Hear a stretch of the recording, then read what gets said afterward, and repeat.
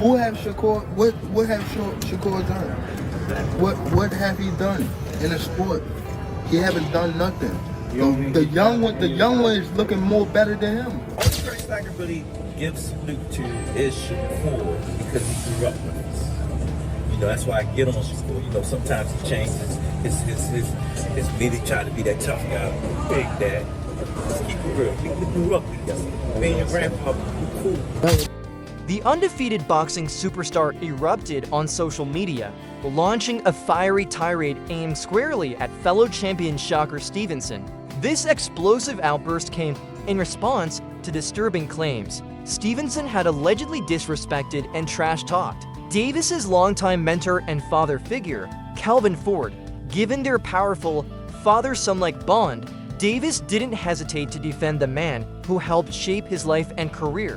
What followed was a storm of raw emotion, threats, and personal fury, shocking fans, boxing insiders, and fueling speculation about an intense personal feud that may now spill into the ring. Keep telling y'all, he say he's the king. And this vicious right here. I ain't never seen a king hold his kingdom down when you have a vicious crew come through. We coming through. Hear what I say? We vicious. We ain't just boxing. We doing this. Be prepared. Stop playing with my youngin'. Stop playing with my youngin'. To truly understand why Davis reacted so strongly, you have to understand who Calvin Ford is and what he means to Gervonta Davis. Ford is far more than just a trainer. He's been Davis's rock since childhood, a mentor, a guide, and the man who steered him away from the streets of West Baltimore and toward boxing greatness. They met when Davis was just 7 years old at the Upton Boxing Center, a gym that became Tank's second home. Ford, having served 10 years in prison, had dedicated his life to helping young men avoid the mistakes he once made. Davis became his most special project, and eventually his most successful one. Inside the ring, Ford instilled the foundations of the sweet science, teaching Davis technical precision, elite footwork, and sharp defensive instincts. Outside the ring, Ford was a stabilizing force, helping Davis manage fame, money, relationships, and even his complicated dynamic with Floyd Mayweather. He was more than a trainer, he was a second father. Their bond became the perfect combination of raw athleticism and tactical brilliance, turning Davis into a global boxing superstar. Tank was the first one in the gym, the last one out the gym. Tank used to sit on the ring like this and watch me training. How old is he at this point? He was like 7, 8. Okay. A lot of stuff that I was giving my son was giving it to Tank. So it was a perfect fit. Tank was like the family, you know what I'm saying? And he used to sit at the table because I had another kid named Ramon Manning. He liked to play with guns, you know what I'm saying? And when I lost him, I was hurt because that was my first time losing a fighter that you put so much into. Remember, I said, Tank, my money running out. And he just looked at me and said, believe in me, coach. Believe. That's what did it. When he said that, It's still, damn. I don't hear Tank as the day. I hear Tank as that little boy. Believe in me, coach. And he came in the gym one day. He said, Coach, I seen it. I said, what you seen? I had all the belts on me. He said, I'm gonna be that dude. The rest is history. Damn. I got goosebumps low key. That's kind of crazy. Tank was the first in the gym and the last to leave.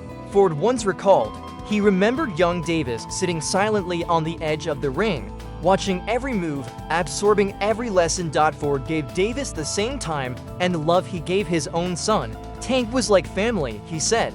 He sat at the table with us, but tragedy also shaped their bond. Ford recalled losing a young fighter named Ram Manning, a kid who loved guns. When Manning died, it crushed Ford and made him cling even tighter to Tank. I told Tank, my money's running out, Ford recalled. And he looked at me and said, believe in me, coach. Just believe. That moment stuck with Ford forever. Years later, Davis walked into the gym and said, Coach, I saw it. I had all the belts. I'm going to be that dude. Ford still gets goosebumps thinking about it. But in January 2024, everything changed. Reports surfaced that Calvin Ford had been arrested in Nevada, charged with assault with a deadly weapon. He was taken into custody by Baltimore police and faced extradition. In the wake of the arrest, Gervonta, Davis announced that he was parting ways with his longtime trainer. While respectful, Davis made it clear that this was a move focused on growth and clarity. "I've always respected Calvin and everything he's done for me, but I have to do what's best for my future." Tank Davis vs. Lamont Roach 2 is set for August 16th in Las Vegas. And this is a rematch of one of the most controversial fights in recent memory, where Roach arguably won 7 to 8 rounds of that fight, and then Tank took a voluntary knee in round 9, which wasn't ruled a knockdown, but ultimately it was scored a majority draw. Now in the rematch, I do expect Tank to look much better than he did in the first fight. I don't think that was his best performance by any means. And that means being more active in the early rounds, not just staying on the ropes looking for counters. And I'm sure he'll be willing to exchange more with Roach this time around. The left hands, the combinations, the body shots, that's where he had the most success in the first fight. And Roach, he just needs to stick to what made him so successful in the first fight. His forward pressure, staying behind that jab and right hand. But most importantly, he wasn't scared to take it to Tank, but he also didn't get too aggressive. Most of Tank's opponents, if they're scared of the power, they'll sit back on the ropes, get slowly broken down, or if they end up getting too aggressive, they get caught with the counterpunch. But Roach, he was sharp that whole fight. I would go Tank in the rematch. I think he has a lot more to show this time around. But Roach did prove to be a very tough test. But you guys let me know who you got. This wasn't the first time they had split.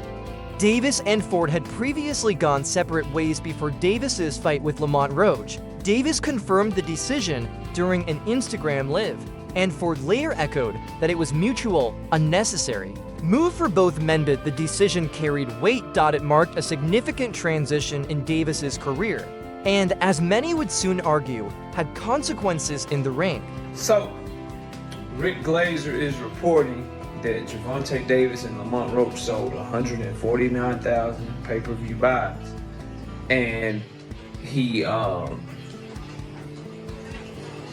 tweeted this report at Turkey Ala Sheik. Coincidence? Truthful? Do you trust Rick Glazer's reporting on this issue? If you do, let me know why. If you don't, let me know why not. But you best believe I have a long video coming on this later today. Y'all be sure to check that out. We'll see y'all That soon. night, March 1st, 2025, at Brooklyn's Barclays Center, Davis's perfect record took a hit. In a shocking turn, the fight ended in a majority draw. The most controversial moment came in the 9th round, when Davis unexpectedly dropped to one knee after a jab. It wasn't a knockdown, but it sparked confusion and heated debate. What happened? Fatigue, strategy, or something deeper? As fans and pundits tried to make sense of the result, one thing became clear: the rematch talk was immediate and urgent. That night, March 1st, 2025, at Brooklyn's Barclays Center, Davis's perfect record took a hit. In a shocking turn, the fight ended in a majority draw. The most controversial moment came in the 9th round, when Davis unexpectedly dropped to one knee after a jab. It wasn't a knockdown, but it sparked confusion and heated debate. What happened? Fatigue, strategy, or something deeper? As fans and pundits tried to make sense of the result, one thing became clear: the rematch talk was immediate and urgent. Not long after Davis and Ford reunited, it wasn't just strategic, it was emotional. They both knew their best work came together, not apart. Davis spoke publicly about the reunion, visibly relieved to have Ford back in his corner. It was a reset, One more a question return before to I the go. roots that built him. Why not fight Tank at 135? But this time, Davis wasn't leaving anything to chance. He added a new coach to the team, bringing in a different voice and a fresh perspective. Training changed, the relaxed vibe was gone. In its place, structure, endurance, discipline, intensity, observers inside the camp noticed it instantly. Davis was dialed in, fully aware of how high the stakes were. This wasn't just about a rematch, this was a full Me and transformation. Tank will be the biggest fight in boxing one day if he keep continue on the path that he's on, and I continue on my path. I feel like with me and him, I feel like we'd be like the most exciting, most action-packed type of fight. Now, Davis and Shakur Stevenson are circling what could be the biggest fight of the year, and maybe the fight of the decade. Both men are undefeated, both are 3-division world champions, and both believe they're the future of boxing. Stevenson calls it the biggest fight in the sport right now. He's ready as soon as Davis handles his rematch business. Despite the tension, Stevenson gives Davis full respect. He calls him explosive, unpredictable, and extremely dangerous, the kind of opponent that forces you to fight a perfect fight. No mistakes, Stevenson said, because Davis will capitalize. Instantly, he compared it to Jordan versus LeBron, a legacy fight that will push both men to their absolute limit. But not everyone is siding with Tank. Boxing analyst and former champion Tim Bradley believes Stevenson is the man who can finally break Davis's unbeaten streak. According to Bradley, Stevenson's defense, IQ, and ring management make him the most dangerous opponent Davis will ever face. And that, Bradley says, could be the key to handing Davis the first loss of his career.